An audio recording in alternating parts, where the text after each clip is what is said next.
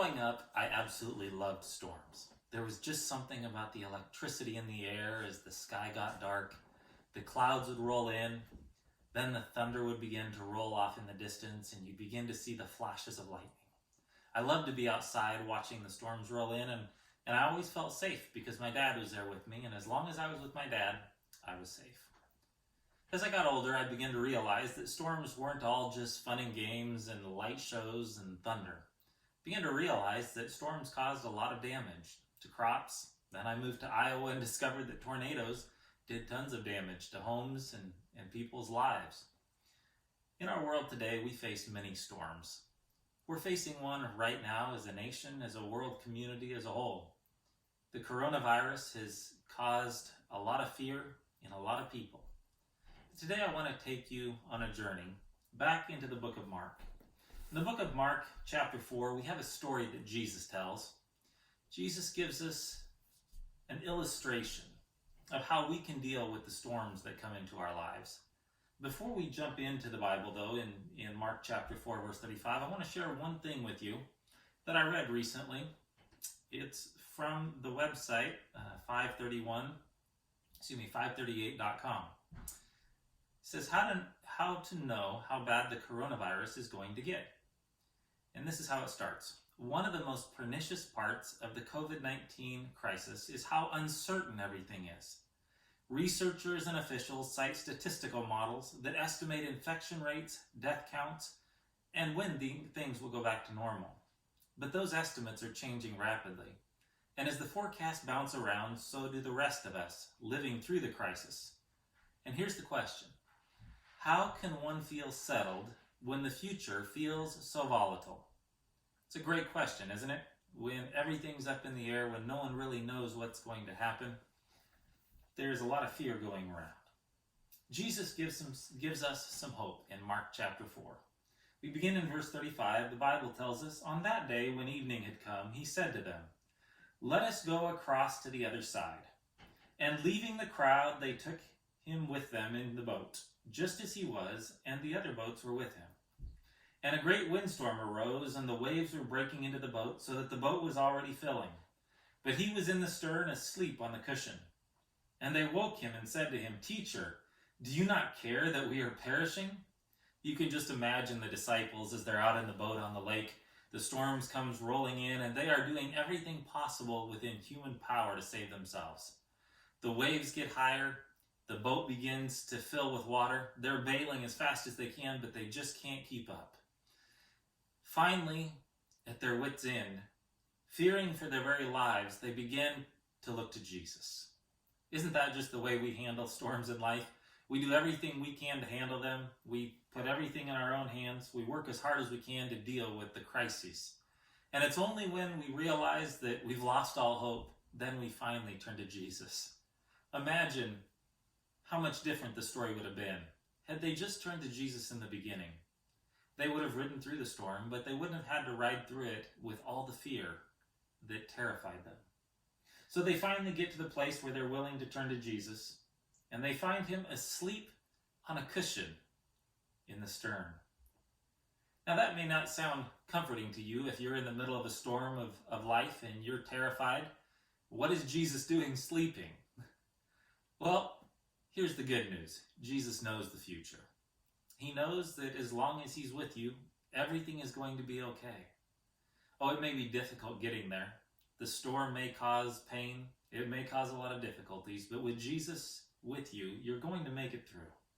So Jesus was at peace. He knew his mission. He knew his calling. He knew this wasn't the end for him, and he was relaxed in the back of the boat. Finally, they get a hold of him, and it says in verse 39, "And he awoke and rebuked the wind and said to the sea, 'Peace, be still.' And the wind ceased, and there was a great calm." You know, I think that "peace, be still" was as much for the disciples as it was for the storm. Jesus needed to calm his disciples. With all the terror and fear going around, how are you feeling? How are you doing today? Are you worried? Are you fearful? Well, one way to tell is just do a little emotional check on yourself. Just stop for a minute See if your chest feels tight, if your back muscles feel tight, maybe your neck is feeling a little tight. Check your body. Your body will tell you if you have too much tension going on. If so, maybe it's time to take a break from watching all the news media, from focusing so much on the prognosticators and everything that might go wrong and could go wrong and how long it will take. And just take some time out. Take some time to listen to Jesus' words. Peace, be still. You know, this last week I was in the middle of a lot of meetings trying to figure out how we were going to handle all of this, how we're going to take care of people in our community who are in need.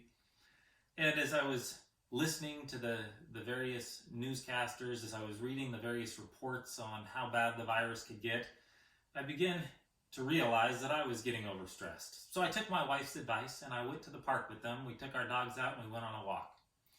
And you know what was amazing to me? As we walked around the lake, the birds had not stopped singing. The squirrels had not stopped running around. The frogs were still croaking and jumping around. As we came around one corner, there was a frog sitting right beside the edge of the road. Our dogs wanted to chase it, and my daughter just stopped. She wanted to go see the frog. And in the middle of it all, I realized, you know what? As afraid as everyone is, with all the concern, all the planning, everything else going on, if you just take some time to get out in nature, you're going to find some peace. Because nature is at peace, trusting in the God who created it. So go outside, listen to the birds sing, relax a little bit. Jesus comes back to his disciples, and he says to them in verse 40, "Why are you so afraid? Have you still no faith?" He turns to the disciples and said, "Why are you afraid? Why are you so terrified?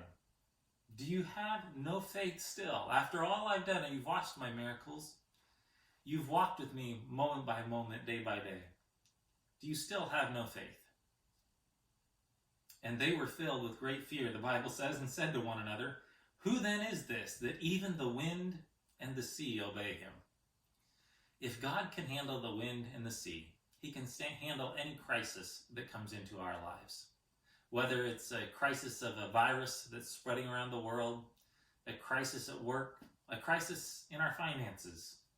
Maybe your fears are not about the virus. Maybe your fears are about how the shutdown is going to affect your job and your income. Jesus knows the future, and he has you in his hands. You don't have to be afraid. Now, there is one thing I do want to point out.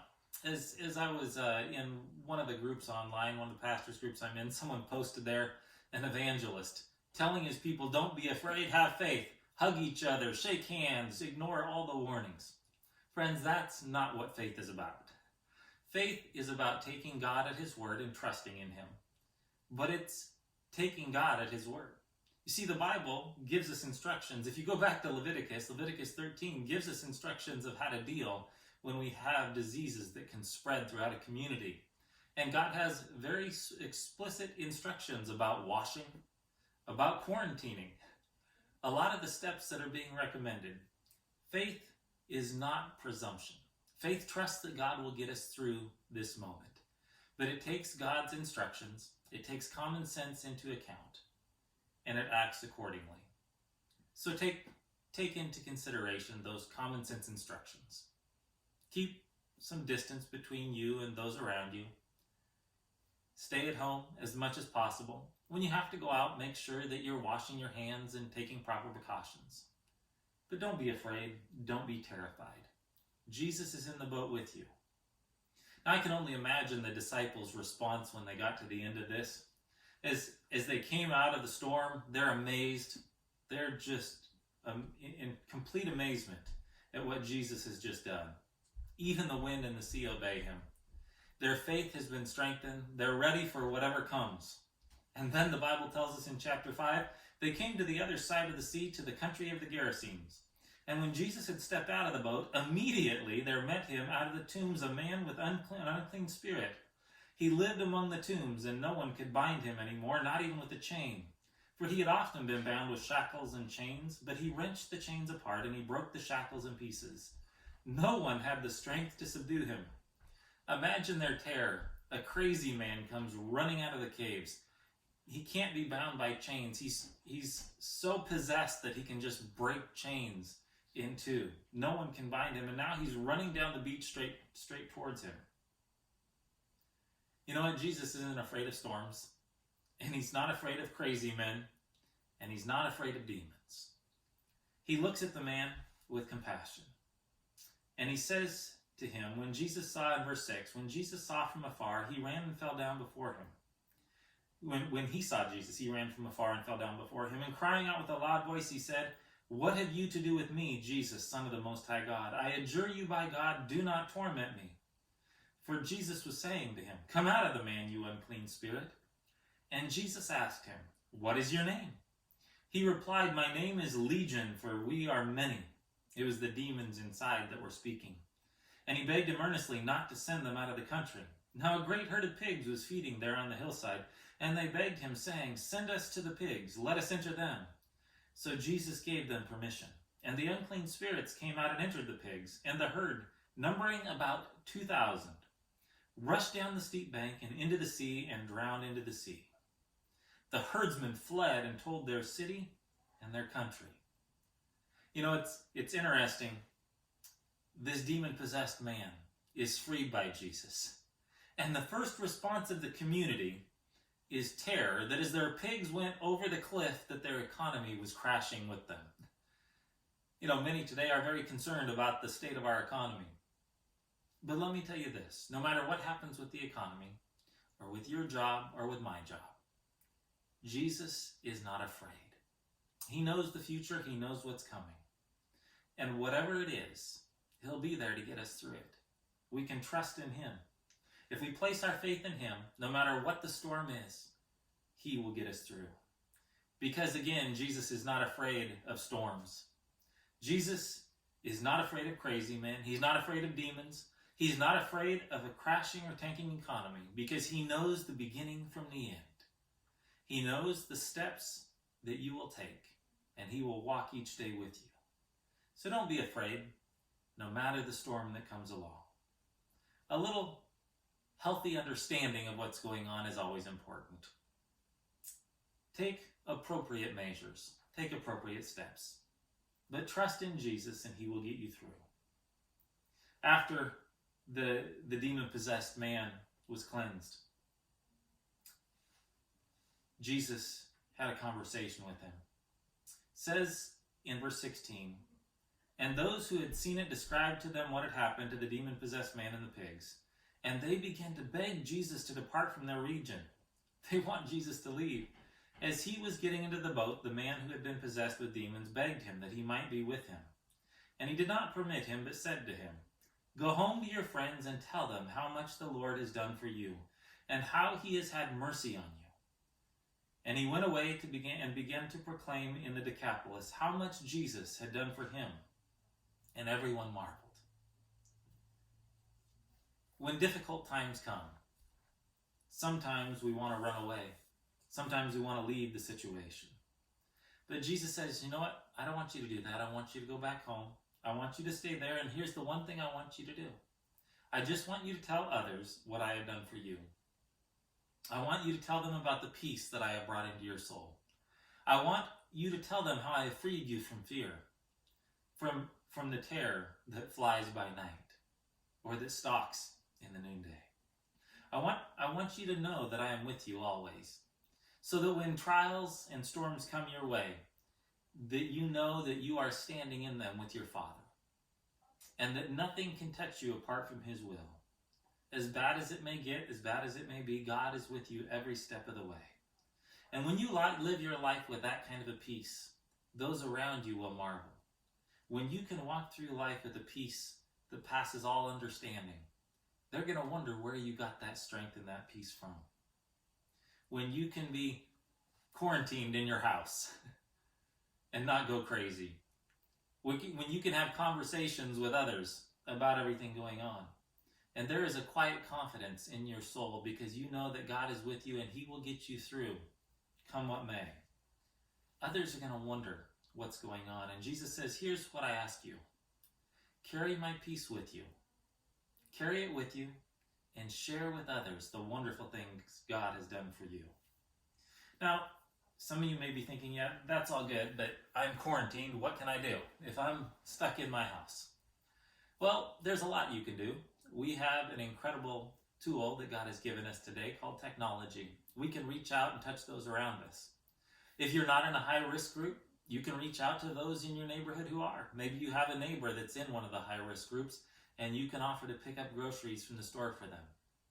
As a church family, as a church community, we can reach out to those in our community. We can help them. We're going to be having some things to offer to our community. I want you to stay alert. We're going to be sending out some opportunities as we go through this time. We're going to be able to help those around us who are in need. But even if you're kept at home, even if you can't go out, I want to share something with you that I found to be amazing. It's incredible. After an outbreak of the bubonic plague, the University of Cambridge closed its doors for 2 years. Isaac Newton had completed his degree, but his academic career was now put on hold. So what did he do? He didn't live in fear. Instead, he retired to a small farmhouse where he developed, notice this, he developed calculus, optics, and gravitational theory, all in the time he was locked away in his house. So what are you going to develop during this time of social distancing? Are you going to spend it complaining, in fear? Or are you going to use it productively to help your fellow man? You know, Newton wasn't the only one. There are many people down through history who did incredible things during a time of isolation. Here's just a few. Imagine David hiding from Saul out in the caves in the wilderness. Imagine the fear among his men. And then to hear David composing songs of praise to God, songs of trust that God was his refuge and strength. David in isolation wrote many of his famous songs. Paul wrote much of the New Testament, his letters from prison. John on the Isle of Patmos wrote the book of Revelation. Luther translated the Bible into the German language in Wartburg Castle. Dietrich Bonhoeffer, chased around, locked away by Hitler in prison. Many of his greatest works produced. His Christian history transformed. Paul Bunyan wrote Pilgrim's Progress from a prison cell. And Martin Luther King Jr. wrote letters from the Birmingham jail. Just think what you can do. If you'll place your trust in God, I expect great things from you. Put your trust in Him. Walk through this storm with peace. And remember always, it doesn't matter what your storm, Jesus isn't afraid. He is with you from beginning to end. He will never leave you nor forsake you. There is nothing in this world, Jesus says, neither life nor death nor any other thing that can separate you from the love of God. So put your time to good use. Spend some extra time with your family. Take care of those in need around you. Trust in God, and He will use you to do great things for Him.